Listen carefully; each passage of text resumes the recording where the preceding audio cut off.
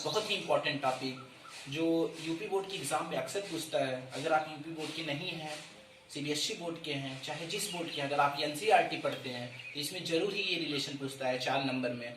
अगर मान लीजिए आप तैयारी करते हैं तो भी आपको ये बेसिक कॉन्सेप्ट समझ में जरूर आना चाहिए। अगर समझेंगे तभी आगे बड़े बड़े सवालों को सॉल्व कर सकते हैं। आइए हम समझाते हैं फोकस दूरी तथा वक्रता त्रिज्या में संबंध, जिसको इंग्लिश में कहते हैं फोकस दूरी को focus distance and curvature of radius, जिसका हम दूसरे लैंग्वेज में कहते हैं relation between F and R. आइए हम देखते हैं। सबसे पहले हम एक अवतल दर्पण लेते हैं। हमको कैसे पता चला ये अवतल दर्पण है? क्योंकि एक भाग उभरा है और उभरे ही भाग पर पालिश तथा एक भाग दबा हुआ है। सबसे पहले हम प्रकाश की किरण इस पे डालें। जैसे प्रकाश किरण दर्पण पे पड़ी, मिरर पे पड़ी, मिरर पर पड़ने के बाद ये टकरा कर फोकस से होकर गुजरी। यहाँ तक हम चीजों को समझ गए। हमें पता है कि प्रकाश के परावर्तन का ये गुण है, जब भी कोई प्रकाश किरण दर्पण पर पड़ती है, दर्पण पर टकराने के बाद वो फोकस से होकर जाएगी। और प्रकाश के परावर्तन के नियम के अनुसार, प्रकाश के परावर्तन के नियमानुसार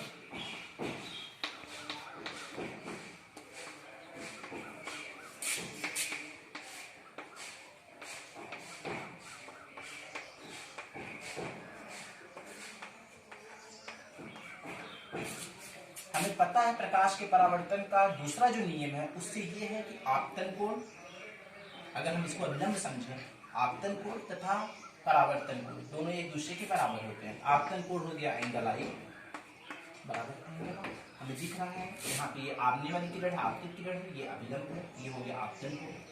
कोण है इसलिए यहाँ पे एंगल आ गया, एंगल आई।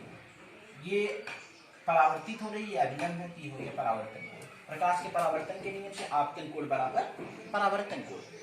हमें पता है कि अगर हम इसको अभिलंब मानेंगे, हमें पता है कि अभिलंब का रूल होता है, अभी मैं इसको मिटा दूंगा, क्लीन कर दूंगा। हमें ये पता है कि अभिलंब का रूल होता है, अगर ये एंगल अल्फा है तो अगर कोई यहाँ का एंगल पूछेगा तो यहाँ का एंगल भी अल्फा होता है। ये एकांतर कोण का नियम होता है। इस नियम को अगर हम लगा देंगे तो हम पाएंगे कि एंगल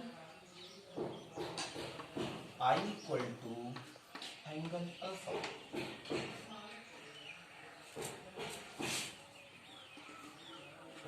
ये कहां से आया? एकांतर कोण के नियम से।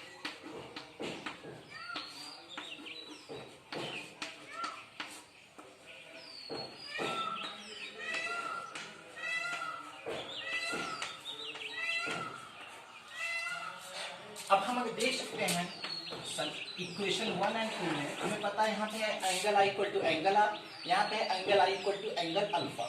ये दोनों बराबर हैं, इसका मतलब हो सकता है 1 एंड 2, 1 और 2 से angle R equal to angle alpha. यहाँ तक आपको बातें समझ में आ गई। अब हम नेक्स्ट जो चलते हैं उसमें हम दिखाने की कोशिश करते हैं कि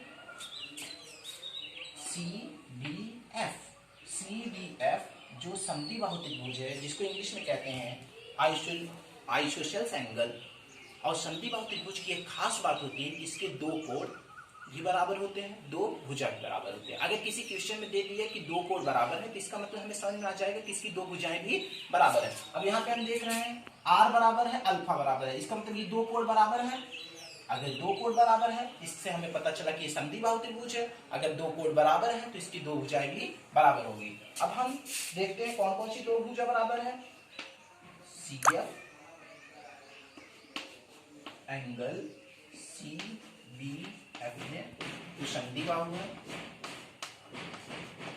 आइसोसेल्स समद्विबाहु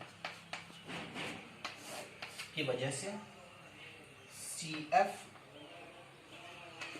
बराबर FB। CBF समद्विबाहु त्रिभुज थे, उसमें तीन भुजाएं 1 2 3, क्योंकि ये त्रिभुज है। इन तीन भुजाओं के अनुसार इसकी दो भुजाएं बराबर हैं, CF बराबर FB।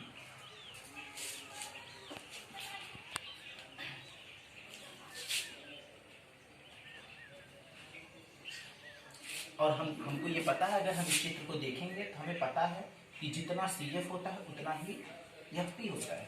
हम यहाँ हम लिख देंगे V नो, या हम जानते हैं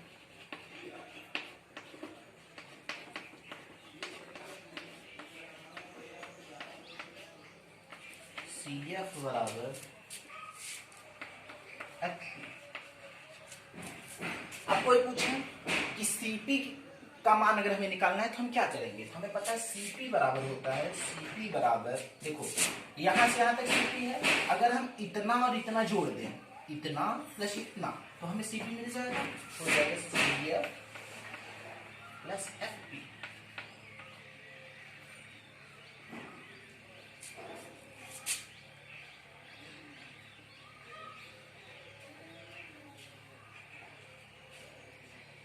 और एक चीज हमें और पता है कि जितना FB है उतना ही FP है, क्योंकि ये एक दूसरे के बहुत नजदीक है, हम इसको कह सकते हैं लगभग बराबर।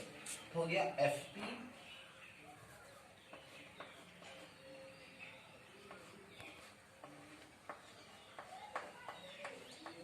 और लगभग बराबर मतलब बराबर ही होता है। हम यहाँ पे लिख सकते हैं CP बराबर CF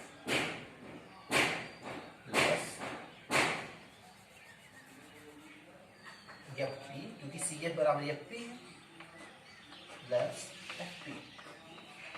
अगर हम इधर आए FP और FP को जोड़ेंगे तो हो जाएगा 2FP बराबर CP। अब हम देखते हैं CP क्या है। CP को हम कहते हैं वक्रता त्रिज्या, जिसको हम R से लिखते हैं। FP को हम कहते हैं फोकस दूरी, जिसको हम F से लिखते हैं। अगर हम कर देंगे F बराबर, इधर गुणा है तो इधर आके बाहर हो जाएगा R/2। Hence proof. देखिए इस लाइन को हम एक बार और समझाते हैं, क्योंकि हमें लगता है कि यहाँ पे आपको डाउट हो सकता है। हम कुछ नहीं किए हैं, हमको पता है CF बराबर FB है, CF FB के बराबर है क्योंकि ये समद्विबाहु त्रिभुज है, और FP FB के बराबर है क्योंकि ये, अगर हम इनको देखें तो ये बहुत दूर एक दूसरे के नहीं है, तो हम इनको लगभग बराबर कह सकते हैं। अगर CF बराबर FP तो हम CF की जगह पे FP भी लिख सकते हैं, क्योंकि CF बराबर FB है और FB FP के बराबर है। यहाँ पे मैंने FP लिख दिया, दो बार FP है इसलिए 2F हो गया, 2FP हो गया। तो FP को हम F से प्रदर्शित करते हैं, CP को R से कर सकते हैं, तो यहाँ पे हो गया R बराबर 2F और R/2 बराबर F। अब हम फोकस दूरी तथा वक्रता त्रिज्या में संबंध प्राप्त कर चुके हैं, जो होता है F बराबर R/2, जहाँ F फोकस दूरी, R होता है वक्रता त्रिज्या।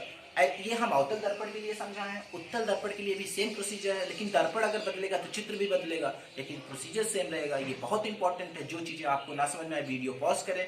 अगर आप लिखना नहीं चाहते तो स्क्रीनशॉट ले लें, बाद में उतार लीजिएगा। Keep love and support, please subscribe to my channel. Thanks for watching.